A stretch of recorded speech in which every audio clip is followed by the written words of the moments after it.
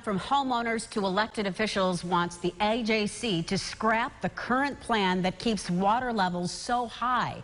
Kayla Green has reaction tonight, including a reaction from the Greece Town Supervisor, Bill Rylick. She reports live from Greece with the latest. Maureen, Rylick told me earlier that the IJC will also discuss increasing outflows to the maximum to Lake Ontario for as long as needed.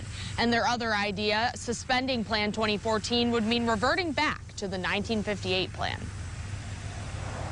Greece Town Supervisor Bill Rylick says he's been opposed to Plan 2014 since it was first presented. And they said this new plan was going to have longer periods of higher highs, and that's what we objected to, because we knew the longer that the water is high, the more likely you could have a wind event and have destruction. And we had 7 of them in 17. He says Plan 2014 doesn't allow for enough water to be let out in time to prevent flooding. In the old plan, they had more flexibility, more human intervention, more human decisions.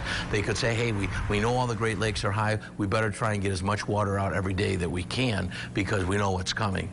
Back in June of 2018, we spoke to a former IJC member who said getting rid of Plan 2014 may not be easy. It's going to be difficult because the way they wrote it, they have to go back to the federal governments to get permission to make changes. And that could be difficult. So they purposely made it so that Plan 2014 couldn't be modified quickly or easily.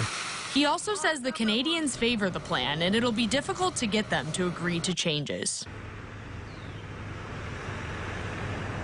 Rylick says he's talked to one of the Canadian commissioners who says he doesn't think suspending Plan 2014 would prevent any of the flooding. Rylick just says we need to do something because what's going on right now just isn't acceptable, and this can't keep happening year after year. Maureen? All right, thank you, Kayla. The IJC did release a statement today saying it will meet in the near future to discuss Plan 2014, and modification to the plan would have to involve U.S. and Canadian federal governments.